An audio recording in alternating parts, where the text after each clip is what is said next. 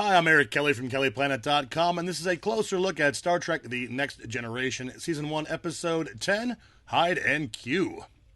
Having dropped off Counselor Troy at Starbase G6 for a shuttle visit home, we were fortunately close to the Sigma 3 solar system when its Federation colony transmitted an urgent call for medical help. Jumping in with an emergency right away, you may be thinking that it is a bit odd that Troy happens to be dumped off on some planet before the show even starts, and you'd be right. Marina Sirtis was not available at the last minute, and most of her lines went to Tasha. So we're on our way to help some injured colonists, and that happens a lot. Oh, look, that sure is familiar, as in exactly the same footage from episode 1. But never mind that, because Q. Love Q. Before I play the next clip, check out the reaction when Q appears on the bridge. He is a possible threat to the captain, and Worf, who is a lieutenant in the command division at this point, not in security, reacts first, gets between Q and the captain first. In fact, Tasha Yar, the head of security, doesn't do anything until she sees Worf jump over the railing. Humans, I thought by now that you would have scampered back to your own little star system.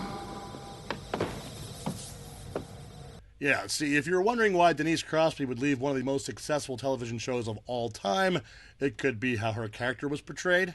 Back to Q. If this is Q I'm addressing, we are on a mission of rescue to where a group of badly injured... We, the Q, have studied our recent contact with you and are impressed. We have much to discuss, including perhaps the realization of your most impossible dream. Q tells the crew that they have to abandon their mission to help the colonists and deal with him instead. Uh-oh. You're no Starfleet Admiral, Q. You seem to find this all very amusing. I might.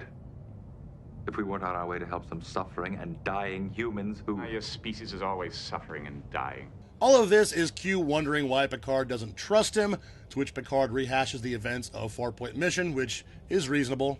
Q's like, come on, man, the Q, like the Continuum, are impressed by how you handled all of that, and could offer you your most impossible dreams. You know, if it sounds too good to be true. These are the complaints of a closed mind. But you, Riker, what do you make of my offer? We don't have time for these games. Did someone say game? To the game. Q transports everyone from the bridge to a soundstage at Paramount, except Picard. Yeah, that's the remastered Blu-ray version you're looking at. The original was even more soundstagey. Ah, there's Q, all dressed up as a French marshal, and he and Riker enjoy a nice glass of lemonade. Both of these actors are from Pennsylvania, by the way. Everybody else gets a drink, too. Not sure what Data would like. And Worf, he's like, yeah, no. This is the dressing for a game that we will play. Now, games require rules and rewards and dangers and familiar settings, that sort of thing. This is from Europe's Napoleonic era, sir. Late 18th, early 19th centuries. Q says, well, this game can't be a test of strength because you guys are all weak, and it can't be a test of intelligence because...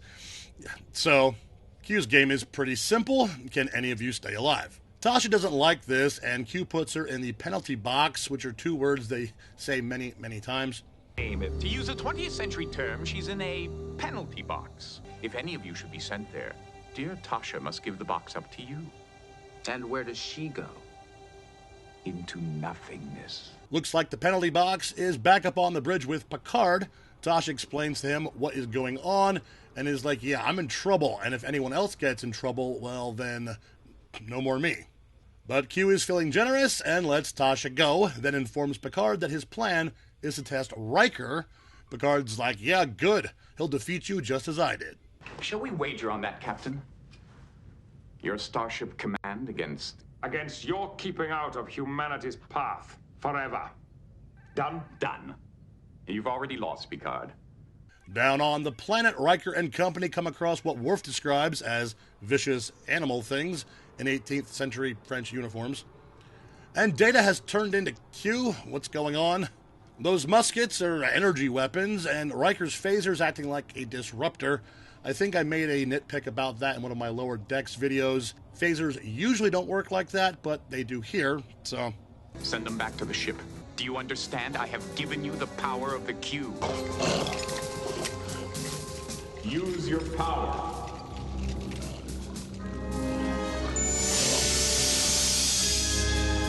what? Riker's got Q powers now. But it looks like everything else is back to normal, except that Q-powered Riker and regular Q are still on that soundstage planet. Q's telling Riker, dude, you have the power now, you can do anything you want. But so far, Riker's not buying it and figures Q needs something from him, and he's right. Q knows that eventually, eons from now, or then, humans will evolve to surpass even the Q. He doesn't mention Klingons or Vulcans or anybody else, just humans. And he wants Riker to join the Q continuum so they can learn more about humans and what makes them special. That's why we've selected you, Riker, to become part of the Q. I suppose that's meant as a compliment, Q. But to become a part of you, I don't even like you. Oh geez, everyone's back on the soundstage, now including Picard and Wesley. Beverly never gets to do anything. Come on, not again. The vicious animal things attack, and Worf takes a bayonet to the gut, then Wesley takes one through the back, which forces Riker to use his Q powers. Riker! You did that! And that's not all! That grid, their wounds. Only the Q can do that. Dun dun dun. Oh yeah, we're back on the mission to help those colonists, and the Enterprise is just 12 minutes away. Picard and Riker discuss the situation, and Picard tells Riker that he must refuse to use his new powers for some reason, and Riker promises that he won't. And now we've arrived at the colony. Things are looking pretty bad, and Data removes some styrofoam rocks to reveal an injured little girl. It's too late. She's dead. Certainly you can't bring her back to life. I can't. I'm prevented from that by a promise. Riker keeps his promise and lets the girl die, or remain dead, and that's going to haunt him. I could have saved that child. As soon as it's convenient, Captain. I want a meeting with you and your bridge staff. As soon as we are secure of this rescue operation, I'll discuss all of this new power. Yeah, see, he's kind of a jerk now. But wait, there's more. Knowing the decision you face, I've permitted you this gathering. Of course, Jean-Luc. This was kind of a crappy time for Troy to be away somewhere, as her powers, albeit limited, could have come in handy in this kind of situation. Riker's like, I'm the same guy I've always been, and Picard's like, no way. Have you noticed that we're now on a first-name basis? And Q is now back to stir the pot. You love each one of your people. You have the power to leave each one of them with a gift proving your affection. There'd be no harm, would there? Please feel free to cooperate with him if you wish. Picard is cool with this because he knows how it's going to go. Dr. Crusher gets Wesley, and yeah, let's get the heck out of here. But Riker turns him into an adult with the same terrible uniform. Data is next, but wants nothing of it. Was it not one of the captain's favorite authors who wrote, "This above all, to thine own self be true"? Sorry, Commander. I must decline. Now on to Geordi. This is the first time we get to see LeVar Burton's natural eyeballs. And the first thing he does is tell Tasha how hot she is. But ultimately, he too declines.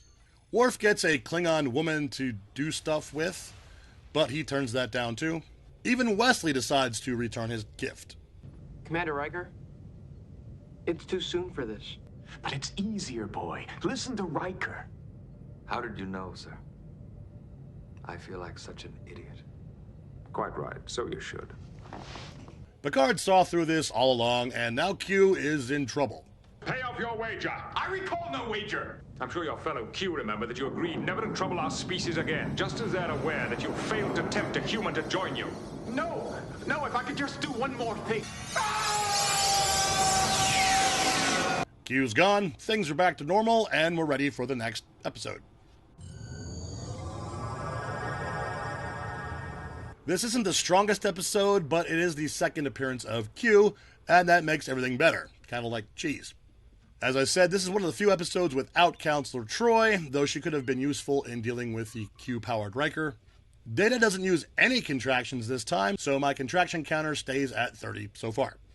At the beginning of the episode, when Q's force field net thing first appears, Yar says that shields and deflectors are up. This kind of thing happens all the time, and those terms are used interchangeably, but those are two different things. The navigational deflector would not come into play in a situation like this, and would already be turned on if they were in motion anyway. That was Star Trek The Next Generation, Season 1, Episode 10, Hide and Q. I'm Eric Kelly from KellyPlanet.com. Live long and prosper. Hi, it's me again, and if you liked that video, please hit the button so that I know, and if you didn't, well, that's okay too. Sometimes I miss stuff or I'm completely incorrect, and if that's the case, please let me know in the comments so I can fix my brain. Here are some other videos that I've done, and there's more Trek and other content from me on my website, KellyPlanet.com. See you next time.